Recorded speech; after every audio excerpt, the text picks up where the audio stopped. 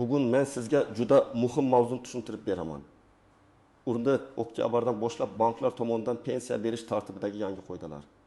Bu masala faqat pensionerlarga emas, ularning farzandlariga, nevaralariga, vasiylariga, nafaqani olib beradigan yaqinlarga ham bevosita tegishli. Chunki pensiya o'z vaqtida tushmasa, naqd pulni olishda muammo chiqsa, karta ishlamasa yoki bank qo'shimcha talab qo'ysa, butun oila bundan bezovta bo'ladi. Men bu videoda sizga oddiy tilda tushuntiraman. Avval tartib qanday edi? Endi nimalar o'zgaryapti? Kim xavotir olish kerak? Kim esa xotirjam bo'lsa bo'ladi? Qaysi holatlarda bankka borish kerak? Qaysi hujjatlar kerak bo'lishi mumkin va eng muhimi, xatoga yo'l qo'ymaslik uchun bugundan boshlab nima qilish kerak? Ma'lumot juda muhim. Shuning uchun videoni oxirigacha ko'ring. Hozirning o'zida kanalga obuna bo'ling. Like bosib qo'ying. Chunki bunday amaliy ma'lumotlar har bir xonadonga kerak bo'ladi. Avval pensiya olish tartibi ko'pchilik uchun ancha odatiy edi. Kimdir pensiyasini plastik kartaga olardi, kimdir naqd shaklda olardi. Kimdir bank bo'limiga borardi, ayrim joylarda esa pensiya mahalla yoki yetkazib berish xizmati orqali berilardi. Ko'p pensionerlar yillar davomida bir xil tartibga o'rganib qolgan. Ma'lum sana keladi, pul tushadi. Bankomatdan olinadi yoki bank kassasidan naqdlashtiriladi. Agar pensionerning o'zi bora olmasa, ba'zan farzandi yoki boshqa yaqin qarindoshi yordam berardi. Lekin 13 oktyabrdan keyin banklar tomonidan pensiya berishda tartib yanada aniqroq, nazoratliroq va shaxsni tasdiqlashga ko'proq bog'langan bo'lishi mumkin. Bu degani, pensiya pullari kimning nomiga tayinlangan bo'lsa, aynan o'sha shaxsga yetib borishi boshqa odamlar tomonidan noqonuniy olinmasligi, kartalar va hisob varaqlar bo'yicha chalkashliklar kamayishi maqsad qilinadi. Aslida bunday o'zgarishlarning asosiy sababi oddiy. Davlat pensioner pulini himoya qilmoqchi, bank esa to'lovni to'g'ri shaxsga berayotganini tasdiqlashi kerak. Men ko'p hollarda shuni ko'raman. Odamlar yangilikni eshitadi-yu, darrov endi pensiya berilmaydimi? Bank pulni ushlab qoladimi? Hamma bankka borishi kerakmi? Karta almashtiriladimi deb xavotirga tushadi. Aslida masalaning markazida bitta narsa turadi. Pensiya to'lovi tartibli, shaffof va egasiga yetib boradigan bo'lishi kerak. Shuning uchun har bir pensioner o'z holatini aniqlab olishi kerak. Men pensiyani qanday olyapman? Kartam faolmi? Bankdagi ma'lumotlarim to'g'rimi? Pasport yoki ID kartam amal qiladimi? Telefon raqami bankda ro'yxatdan o'tganmi? Agar o'zim bora olmasam, ishonchnoma masalasi tartiblimi? Avvalgi tartibda ko'pchilik pensionerlar pensiya pulini bank kartasiga olgan bo'lsa, amalda asosiy masala karta ishlash va pul tushish edi. Pensioner kartani bankomatga soladi, naqd pul oladi yoki do'konda to'laydi. Ba'zi hollarda farzandlar ota-onasining kartasini olib, bankomatdan pul yechib berardi.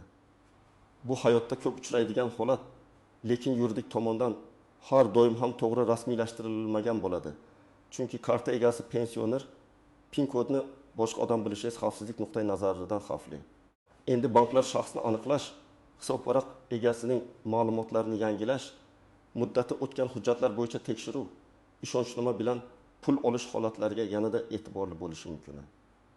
Bu o'zgarish pensionerning pulini olib qo'yish uchun emas, aksincha pul begona qo'lga tushmasligi uchun qilinadi. Masalan, pensioner uzoq vaqt bank operatsiyasi qilmagan bo'lsa, bank mijoz tirikmi? Hisob varaqdan foydalanayotgan shaxs kim? Hujjatlar yangimi? degan savollarni aniqlashtirishi mumkin. Bu savollar noqulay tuyulishi mumkin, lekin ular moliyaviy xavfsizlikning bir qismi. Oddiy misol keltiraman. Toshkent viloyatida yashovchi 68 yoshli pensioner har oy 20 million 800 ming so'm pensiya oladi. Pul kartaga tushadi, lekin kartadan asosan o'g'li foydalanadi. Ona uyda, bankka bormaydi, telefon raqami ham o'g'lining nomida. Bir kuni karta bloklanib qolsa yoki bank shaxsni tasdiqlashni so'rasa, o'g'il men har oy olib yurardim-ku desa ham bank qonuniy asos so'raydi. Chunki karta onaning nomida. Agar oldindan ishonchnoma rasmiylashtirilgan bo'lsa, muammo kamroq bo'ladi. Agar hech qanday hujjat bo'lmasa, bank kassadan pul berishda yoki ayrim operatsiyada rad javobi berishi mumkin. Yana bir misol. 72 yoshli pensionerning ID kartasi bor. Lekin bankdagi eski ma'lumotlar hali eski pasport bo'yicha qolgan.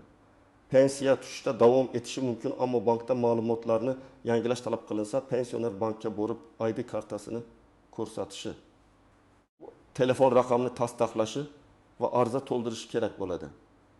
Bu jarayon odatda murakkab emas, lekin odam vaqtida bo'lmasa, aynan pensiya kerak bo'lgan kuni asabiylashib qolishi mumkin. Birinchi navbatda pensiyasini boshqa odam orqali olayotgan pensionerlar e'tiborli bo'lishi kerak. Bu boshqa odam farzand, kelin, kuyov, nabra yoki qo'shni bo'lishi mumkin. Agar pensionerning o'zi sog'lom yurib tura oladigan bo'lsa, eng to'g'ri yo'l shuki, bankdagi asosiy ma'lumotlar pensionerning o'zi tomonidan tasdiqlanadi. Agar pensioner yotoqda bo'lsa, nogironligi bo'lsa, uzoq masofaga bora olmasa, unda ishonchnoma. Vasiylik yoki qonuniy vakillik masalasi oldindan tartibga solinishi kerak. Ikkinchi guruh, kartasining muddati tugagan yoki yaqinda tugaydigan pensionerlar. Bank kartalari odatda bir necha yil muddatga beriladi. Karta ustida oy va yil ko'rsatilgan bo'ladi. Masalan, 10-24 deb yozilgan bo'lsa, karta 2024 yil oktyabr oxirigacha amal qilishi mumkin. Agar pensioner buni bilmasa, pensiya tushgan bo'lsa ham kartadan foydalanishda muammo chiqadi. Bankomat pul bermaydi. Do'konda to'lov o'tmaydi. Mobil ilovada karta ko'rinmay qolishi mumkin. Shuning uchun har bir pensioner yoki uning farzandi kartaning muddatini tekshirib qo'yishi kerak.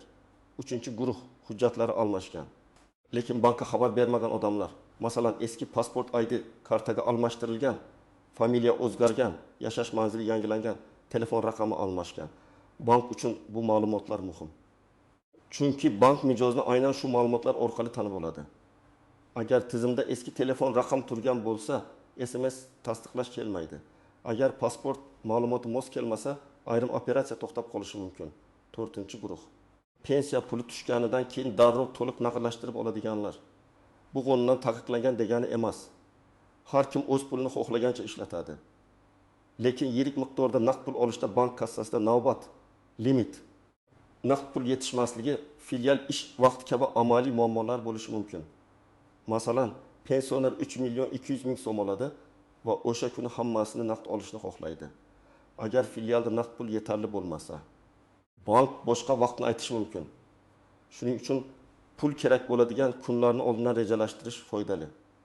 Agar siz pensiyani bank kartangizga olayotgan bo'lsangiz, kartangiz faol bo'lsa, hujjatlaringiz yangilangan bo'lsa, telefon raqamingiz bankda to'g'ri turgan bo'lsa va pensiyani o'zingiz boshqarayotgan bo'lsangiz, odatda katta xavotirga asos yo'q. Pul tayinlangan tartibda tushishi kerak. Bankning asosiy vazifasi sizning pulingizni xavfsiz saqlash va sizga foydalanish imkonini berish. Shuningdek, agar sizda qonuniy rasmiylashtirilgan ishonchnoma bo'lsa, masalan, pensioner otangiz sizga notarial ishonchnoma bergan bo'lsa va u ishonchnoma hali amal qilayotgan bo'lsa, bank bilan ishlash ancha oson bo'ladi. Muhimi, ishonchnomada aynan pensiya mablag'larini olish, bank hisobvaraqlarini boshqarish, kartani almashtirish, ariza berish kabi vakolatlar aniq yozilgan bo'lishi kerak. Umumiy ishlarni yuritish deb juda noaniq yozilgan hujjat ba'zi bank operatsiyalarida yetarli bo'lmasligi mumkin. Birinchi vaziyat. Pensioner onaxonning pensiyasi 1.500.000 so'm. U qishloqda yashaydi, bank filiali tuman markazida. Har oy nabirasi kartadan pul yechib beradi. Karta pin kodi nabirada. Telefon raqam ham nabiraning telefoniga ulangan. Agar bank kartani almashtirishni talab qilsa, onaxonning o'zi bo'lishi kerak bo'lishi mumkin. Nabira men yaqin qarindoshman desa ham, bank qarindosh ekaningizni emas, vakolat borligini ko'rsating deydi. Bu yerda to'g'ri yechim onaxonning ahvoli imkon bersa, bir marta bankka olib borish, ma'lumotlarni yangilash, karta muddatini tekshirish, kerak bo'lsa ishonchnoma rasmiylashtirish. Ikkinchi vaziyat. Pensioner otaxon 2.400.000 so'm pensiya oladi. U bank kartasidan foydalanishni bilmaydi. Har oy bank kassasidan naqd oladi. Yangi tartibda bank shaxsni tasdiqlash uchun ID karta yoki pasportni talab qiladi. Otaxon hujjatini uyda unutib kelgan bo'lsa, bank pul bermasligi mumkin. Bu bankning yomonligi emas. Kassir pulni noto'g'ri odamga berib yuborsa, javobgarlik bankda bo'ladi. Shuning uchun bankka borayotganda shaxsni tasdiqlovchi hujjatni olish shart. Uchinchi vaziyat. Pensioner ayolning pensiyasi kartaga tushadi, lekin u bir necha oy chet elda farzandinikida bo'lgan. Hisob varaqda pul yig'ilib qolgan. Qaytib kelgach, birdaniga 2 million so'm yechmoqchi. Bank bunday holatda qo'shimcha savol berishi mumkin. Mijozning o'zi keldimi, karta egasi o'zi foydalanyaptimi, operatsiya shubhali emasmi? Bu odatiy bank nazorati. Bunday paytda xotirjam bo'lish, hujjatni ko'rsatish kerak bo'lsa, ariza yozish kifoya. 4-vaziyat. Pensioner vafot etgan. Lekin qarindoshlar uning kartasidan pul yechishni davom ettirmoqchi bo'ladi. Men buni alohida ta'kidlayman. Bu juda xavfli va qonuniy muammo keltirib chiqarishi mumkin. Pensiya tirik shaxsga tayinlanadi. Vafotdan keyin ortiqcha to'langan yoki yechib olingan mablag'lar qaytarilishi talab qilinishi mumkin. Meros, dafn puli, qolgan mablag'larni olish kabi masalalar alohida tartibda hal qilinadi. Bunday vaziyatda bankka va tegishli pensiya organiga rasmiy murojaat qilish kerak. Eng muhim nozik jihatlardan biri, karta pensioner nomida bo'lsa, karta egasi ham pensioner hisoblanadi. Farzan bu pulni baribir otamga olib beryapman desa ham, bank nazarda u hisobvaraq egasi emas. Agar bank operatsiya uchun pensionerning shaxsan ishtirokini talab qilsa, bu ko'p hollarda qonuniy va asosli talab bo'ladi. Shuning uchun qarindoshlar buni shaxsiy haqorat deb qabul qilmasligi kerak. Yana bir nozik masala ishonchnoma muddati. Ba'zi odamlar 1 yil oldin ishonchnoma olgan bo'ladi, lekin uning muddati tugaganini unutadi. Bank esa muddati tugagan hujjat bilan operatsiya qilmaydi. Ishonchnomani tekshirganda 3 narsaga qarash kerak. Berilgan sana, amal qilish muddati va vakolatlar ro'yxati. Agar pensiya olish vakolati alohida ko'rsatilmagan bo'lsa, bank qo'shimcha hujjat so'rashi mumkin. Keyingi masala nogironligi bor yoki yotoqda yotgan pensionerlar. Bunday insonlar uchun bankka borish qiyin bo'lishi mumkin. Bu holatda oilasi oldindan bank filialiga murojaat qilib, mavjud tartibni so'rashi kerak. Ba'zi banklarda masofaviy xizmat vakil orqali ariza, notariusni uyga chaqirish, vasiylik hujjatlari orqali ishlash imkoniyatlari bo'lishi mumkin. Lekin bularni pensiya kuni emas, oldindan aniqlash kerak. Chunki pensiya kuni hamma shoshiladi, navbat bo'ladi. Bank xodimlari esa hujjatsiz ish qila olmaydi. Yana bir muammo, telefon raqami. Hozir ko'p bank xizmatlari SMS kod, mobil ilova yoki aloqa markazi orqali tasdiqlanadi. Agar pensionerning bankdagi raqami eski bo'lsa, kod boshqa odamga ketadi yoki umuman kelmaydi. Masalan, pensioner ilgari ishlatgan raqamini bekor qilgan, yangi raqam olgan, lekin bank aytmagan. Natijada karta blokdan chiqarilmaydi. Ilovaga kirib bo'lmaydi. Operatsiya tasdiqlanmaydi. Shuning uchun telefon raqam bankda yangilanishi juda muhim. Yashirin xavflardan yana biri firibgarlikdir. Yangi tartib haqida xabar chiqqanidan keyin firibgarlar qo'ng'iroq qilib, pensiyangiz to'xtab qolmasligi uchun karta raqamingizni ayting, SMS kodini ayting, bankdanman, ma'lumot yangilaymiz deyishi mumkin. Men qat'iy aytaman. Hech kimga SMS kodini aytmang, karta PIN kodini aytmang, kartaning orqa tomonidagi kodni aytmang. Bank xodimi telefon orqali PIN kod so'ramaydi. Agar shubhali qo'ng'iroq bo'lsa, suhbatni to'xtating va bankning rasmiy raqamiga o'zingiz qo'ng'iroq qiling. Endi eng muhim qismga o'tamiz. Siz bugun nima qilishingiz kerak? Birinchi qadam, pensiya qanday kelayotganini aniqlang. Karta orqalimi, kassadanmi, ishonchnoma orqalimi, boshqa tartibdami? Buni aniq bilmasangiz, pensionerning o'zi yoki uning qonuniy vakili bankka murojaat qilib, hisob varaq holatini so'rashi kerak. Ikkinchi qadam, kartaning amal qilish muddatini tekshiring. Karta yuzasida oy va yil yozilgan bo'ladi. Agar muddat tugagan bo'lsa yoki yaqin oyda tugasa, bankka borib kartani yangilash kerak. Buning uchun odatda shaxsni tasdiqlovchi hujjat, ya'ni pasport yoki ID karta kerak bo'ladi. Ayrim holatlarda telefon raqamni tasdiqlash ham talab qilinadi. Uchinchi qadam, hujjatlarni tekshiring. Pensionerning ID kartasi yoki pasporti amaldami, bankdagi familiya, ism, otasining ismi to'g'rimi, tug'ilgan sana mavsumi. Yashash manzili juda muhim bo'lgan holatlarda yangilanganmi? Agar hujjat almashgan bo'lsa, bankka borib mijoz ma'lumotlarini yangilab berishingizni so'rayman deb ariza berish mumkin. 4-qadam. Agar pensiyani boshqa odam olib berayotgan bo'lsa, ishonchnomani tartibga keltiring. Notariusga murojaat qilganda hujjatda aniq vakolatlar yozilishi kerak. Pensiya mablag'larini olish, bank hisob varaq bo'yicha operatsiya qilish, karta olish yoki almashtirish, ariza berish, ma'lumotnoma olish. Agar pensioner bankka bora olmasa, notariusni uyga chaqirish imkoniyatini so'rash kerak. Bu xizmat qo'shimcha xarajat talab qilishi mumkin, lekin keyingi muammolarning oldini oladi. 5-qadam, bankdagi telefon raqamini yangilang. Pensioner o'z nomidagi ishlaydigan raqamni ko'rsatgani yaxshi.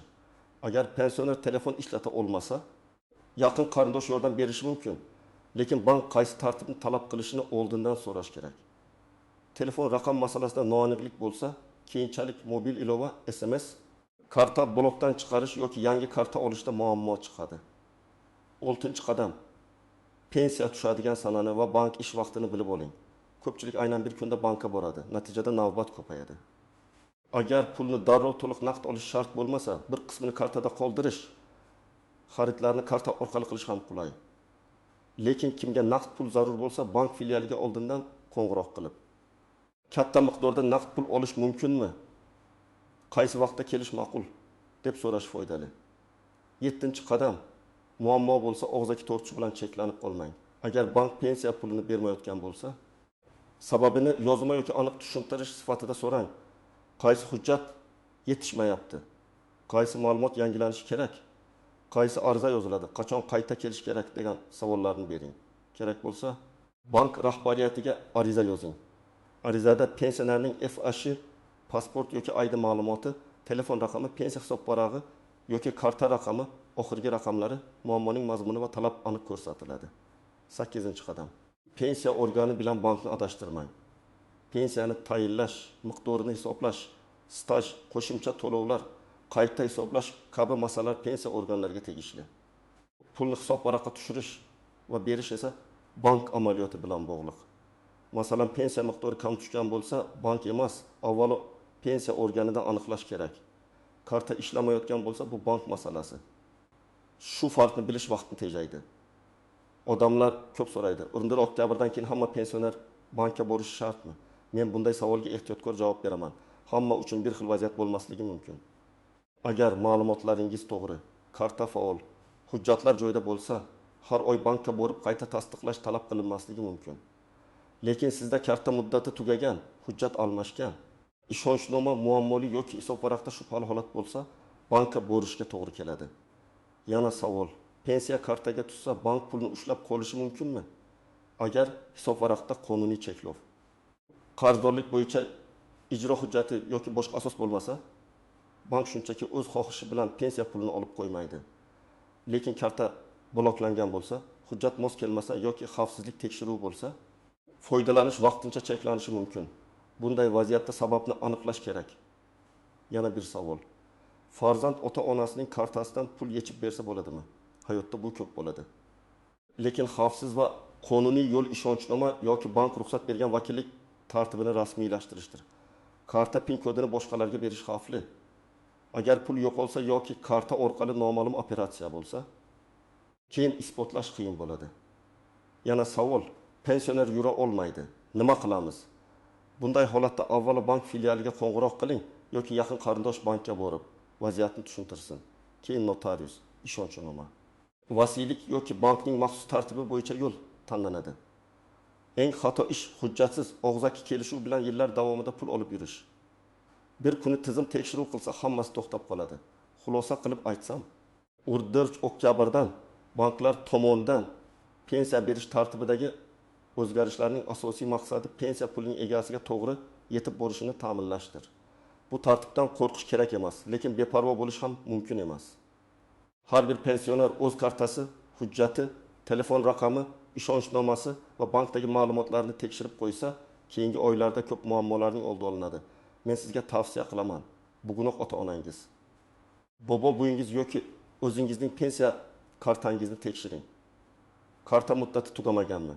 Pasport yoki ID ma'lumotlari yangimi? Telefon raqami ishlayaptimi? Pensiyani kim olayapti? Ishonchnoma bormi yoki yo'qmi? Bularning hammasini aniqlab qo'ying. Muammo pensiya kuni chiqqandan ko'ra oldindan hal qilingani ancha oson. Agar sizda shunga o'xshash vaziyat bo'lgan bo'lsa, kommentariyada yozib qoldiring. Pensiyani kartadan olasizmi yoki naqd olasizmi? Bank sizdan qanday hujjat so'radi? Qaysi muammoga duch keldingiz? Bu boshqa tomoshabinlarga ham foydali bo'ladi. Videoni foydali deb bilsangiz, like bosing. Yaqinlaringizga yuboring va kanalga obuna bo'ling. Men esa keyingi videolarda pensiya, bank, nafaqa, hujjatlar va fuqarolar bilish kerak bo'lgan muhim tartiblarni yana sodda tilda tushuntirib boraman.